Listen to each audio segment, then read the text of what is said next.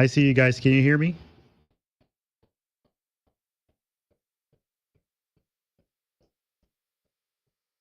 I see you. Can you hear me? Oh, there you are.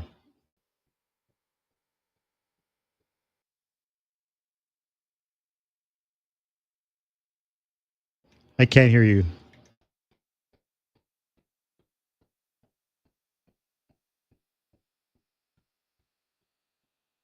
Let it play.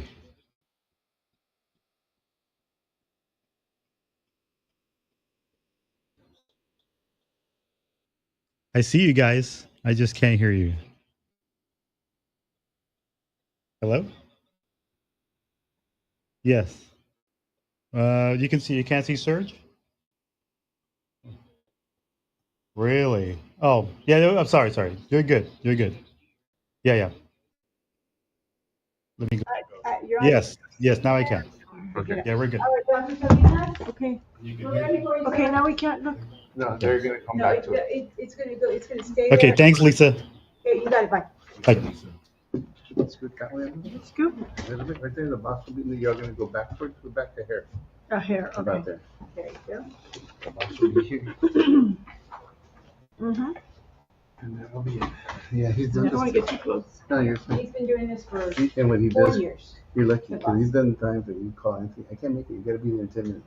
And Anthony's had to come up here by himself Literally in 3 minutes. in 3 minutes. Well, Lisa only Continues to rise, making it a challenge for many households to afford them. As much as you may want that cute dog, make sure beforehand that you can keep up with the costs. If you haven't drawn up a budget yet, it might be a good time to do so and focus on preventive care expenses. These treatments include regular examinations, vaccinations, heartworm testing for dogs, dental evaluations, among other costs. Your vet might be the place to buy medications, but you can possibly save dough by getting a prescription and shopping around at pharmacy chains and online sellers. And try to respond proactively when you first spot potential problems with animals so you can ultimately avoid more complicated surgeries and have a financial cushion in place. A good rule of thumb used to be to build up a cash reserve to meet at least 3 to 6 months of expenses. But some advisors now recommend at least 8 to 9 months if possible. Saving you money, Hillary Barsky, Fox News.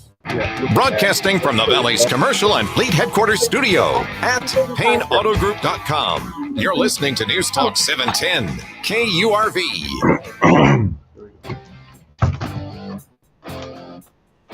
The time is 9:43. The Sergio Show on News Talk 710 KURV, 9/11 edition, 24 years after the attacks. We've got a lot of information, as you can expect, from the nation's capital in New York as well. Lots of interviews, commentary related to that. And of course, now the day before 9/11, 9/10, you got the assassination of Charlie Kirk. So we're flipping the switch at 10 o'clock. And we'll be joining Brian Kilmeade with his coverage, his show at 10 o'clock this morning. Lord willing, we'll probably do the same thing tomorrow morning at 9 and get reports from up northeast. I want to welcome back to the program, to the Sergio Show. This is a regular conversation we had from week to week with our family over at Edinburg Consolidated Independent School District. And we got both of them, right, Freddie? We're good to go. Yeah, I welcome back our superintendent, Dr. Mario Salinas.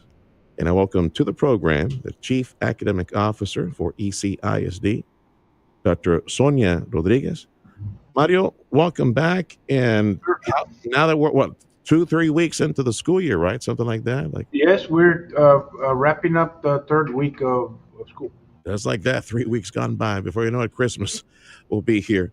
So let's talk about the changes in accountability, the STAR, or the new state law related to the STAR. I guess how we're going to be applying that. Dr. Sonia Rodriguez, Chief Academic Officer for ECISD.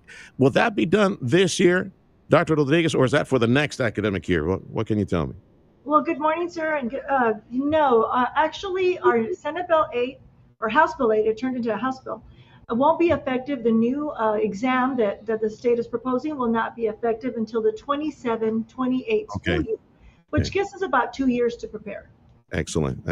And I guess what? It's the Texas Education Agency. They're the ones that draw up the new exam, the new 3 exams that will be applied in 2027? Yes, sir. So they are proposing to have a beginning of the year assessment, a middle of the year assessment, and our end of the year assessment. Now, in our district, we already do diagnostic tests that we have, and the state is saying that they're going to do some interim assessments. What they're going to do is they're going to put out a list of different platforms that we're able to get from, like the beginning of the year, middle of the year, and the end of the year will come from the state. So that is what's proposed right now in current. Of course, something could change, but that is the proposal for the 27-28 school year. There will be a transition year next year. All right. No one's going to criticize you or punish you for expressing your opinion. You a fan of the new one or the old system? What would you say? What was You more know effective? what? In all of my years of service, and there's been 35 of those, we are not. I mean, we adapt to whatever the state is asking us to do. Edinburg has done really well performing. Our students and our teachers adapt really well. Our leadership works with accountability and knows it. And so we're able to adapt to whatever changes TA brings to us. This new test that's coming up, we're kind of excited a little bit about it because you know what? We already assessed our students at the beginning of the year with different, for example, we do the Reading Renaissance. That's the beginning of the year and the middle of the year and an end of the year assessment. Okay. And we have iReady, and they also do a BOY, an MOY, and an EOY. So we're okay with the changes. Chief Academic Officer for Edinburg CISD, that's Dr. Sonia Rodriguez. Before I go to other stuff, I got to ask, is there anything that you would call for or you would like to change in STAR or the 3 test version of STAR that's coming up? Anything that you'd like to put in there as far as questions or exercises or writing or something like that? You know what? I really like that we've already done, we're assessing our students in the writing area because you know what? As we know that they go to the college, the university or in their own endeavors as they move on from to post-secondary readiness, we want to make sure that our students are equipped to be able to write a story, their own story, or be able to perform at the college level in their different classes that they go to. So I think that's been a good change that we have, and I really appreciate that. We know that our readers make better readers make better writers, so we're That's good. right. That's right. Something that kind of forced he's now 18, he's in college now, but at a very young age, my Noah, he graduated recently, last year from our collegiate high school. Yeah, got him reading very young. You're going to hit 1 million words. Boom, boom, boom. Let's go. And that's the best thing you could have ever done because that's going to prepare him. Yeah, and he developed into a really good writer. I think at his age, he's probably a much better writer than I was at that age. Look where I wound up, speaking English and writing for a living. Edinburg CISD, our guest, mostly every Thursday. That's the plan. We'll be talking every week, but usually on Thursday. Superintendent Dr. Mario Salinas joining us along with Chief Academic Officer for ECISD, Dr. Sonia Rodriguez. Dr. Salinas, welcome back. Yes, sir. Cell phones and other laws related to the classrooms. Yeah. What's going on? New law. Before I go there, I heard you talking. I think it was Monday morning to the interim comptroller. Thank you for giving us a shout out on our K program. There we go. Yeah. I got a lot of feedback on that. Well, good. Yeah. Dr. Salinas is referring to an interview on the morning show with our present comptroller of the state of Texas. We're talking about the economy and how do we need to teach our kids, our WETCOs, to take the skills to erect buildings, to plumbing, electrician, welding, all that stuff. Edinburg CISD. I believe that you're a model. In fact, you have been referred to as a model in Texas. We need to do this in Houston and Dallas and other markets. Get our kids ready. The other thing that we're going to do, Sergio, it's not for this show, but maybe next week. I believe we're going to team up with STC and we're going to start offering for adults there at that career and technology facility for adults in the community that want to enhance their skills and want a better job. We're looking at exploring the possibility of opening that facility for adults in the community that want to be a welder, they want to be working in air conditioning. Excellent. But that's for another show, maybe next week. Yes, sir. That's what's happening down the road. And I want to remind you, at graduation 6 months ago, maybe 4 or 5 months ago, you were there to see your son graduate from the first group of kids that graduate from the collegiate high school. And I told you, the best decision you've made next to marrying your wife is sending your child to our schools, and you watch and how your son is gonna do well. That was a wonderful Going forward. experience. God bless you guys at Edinburgh and the other school districts that are working with our university as well with their collegiate programs, getting our babies in there, getting 2 years of the university, whatever it is. Like it's medical, it's engineering, right? Computer, Engineering, teaching, medical, education as well, or all our kids. education. I wish we had that when I was a kid. Either way, let's go to the new state laws. Some Right, related. the cell phone ban, that's working beautifully for us, Mhm. Sergio. We're getting emails from parents, and I see parents in town where they're so happy that their children are now actually talking to each other at school. They're without a phone for 8 hours, which is, and I'm visiting the schools, the high schools. It's working beautifully. The community has accepted it. The children have accepted the fact that they can't use their cell phone for 8 hours, and it's one of the best things that the state has done for us. Give us the authority to ban cell phones for 8 hours while they're in school. They need to be like in the backpack, right? That's what the kids have the phones with them, but Correct. right, They have the phones, but as soon as the bell rings to go to class, yeah, they need to put it away in their backpacks, Right. and they can use it again after the last bell. That's the law, and it's working. And I spoke to you in the first day of school about this, and we weren't sure if it it was like Frankenstein, right? We don't know how this gonna thing is piece going to turn together. out for us, Yeah. but it's turning out really well. It's a good thing. Parents are very happy. Most parents that I speak to are very happy that their children are actually talking. And of course, the teachers, we had open house Tuesday night, and I went out to the high schools, and the teachers are very, very happy that distraction is no longer in the classroom. Good to hear. Yeah, because it's not just the cell phones; it's all video games. It's a video game console. That's Yes, it's full of games. iPads, laptops, Yeah. smartwatches, All that stuff. any personal Communication communication device. device. Dr. Mari Salinas, Superintendent, Edinburg CISD, on accountability issues for the year. What can you report on that? What's the plan? What's the strategy for The that? plan, Sergio, is we're moving.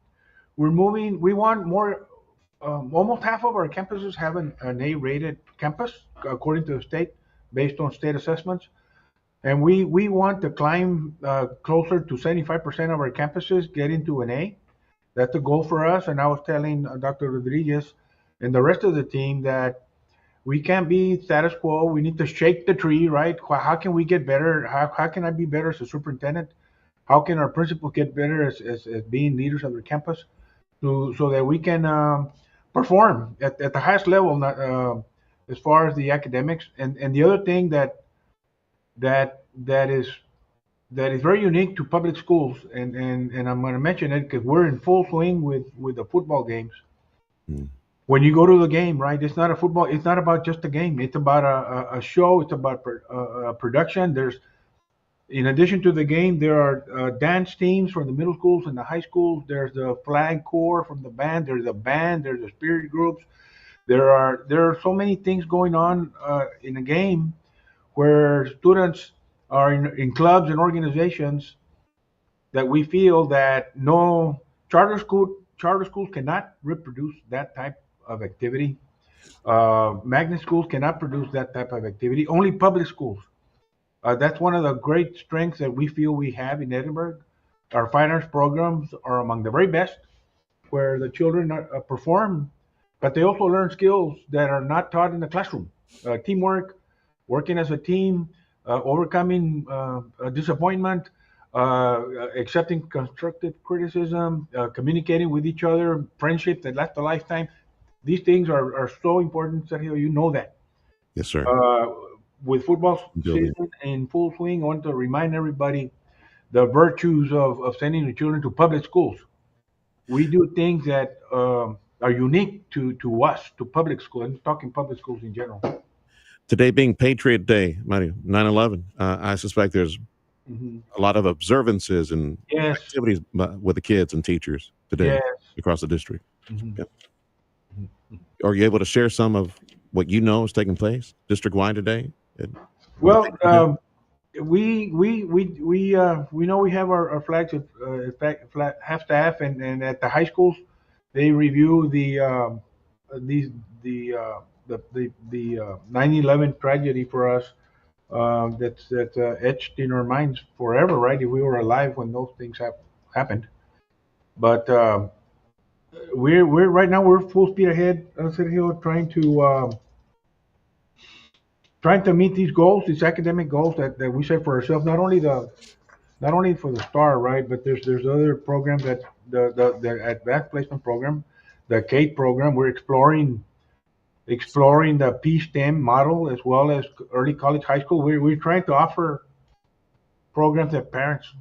Yeah, you cover the entire spectrum. You have early college and getting dual enrollment, and yes, the collegiate the program as well. Know, and the big one also is the CATE program continues to be more and more and more important because more children are opting not to go to college and pursuing these type of programs. Yes, sir.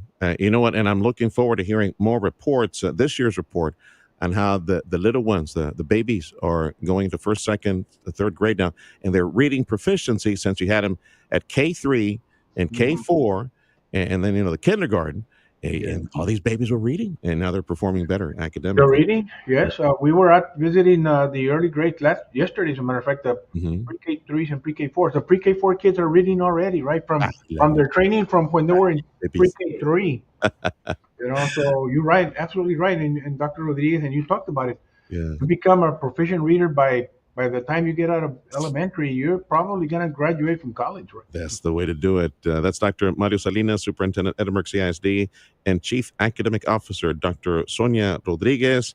And I would imagine y'all are still hiring, whoever wants to touch that. Dr. Sonia, Mario, I'm sure we're still hiring at Edinburg, and you got the good salaries out there right now. Yes, we our board approved large raises for our staff. Right now we're hiring teachers, classroom teacher aides and classroom teachers. That's a priority right now. To try to find the best out there. Yes, we are. We hire year round. Bus drivers, teachers, skilled labor like electricians, air condition repair. That type of. We hire all plumbers. We hire all the time. Oh man, even for the skills training that we need, the trade and technology, you need teachers for HVAC and all the other trades that you got out there. Open enrollment. Need to mention Edinburg CISD is open enrollment, right? For high school, collegiate. We open enrollment all the way from pre-K3 to 12. If you live in the area, you near our schools, you're welcome to come to our schools. If you work in Edinburg and you have small children, we have 31 elementaries spread out all over our district. If you work in Edinburg, you're welcome to bring your children to our school, and many do opt to send their children to our schools because they work here. It's not a daycare, people. It's not a daycare. They're learning. They're reading. The little babies. They're at starting at age 3, pre-K3.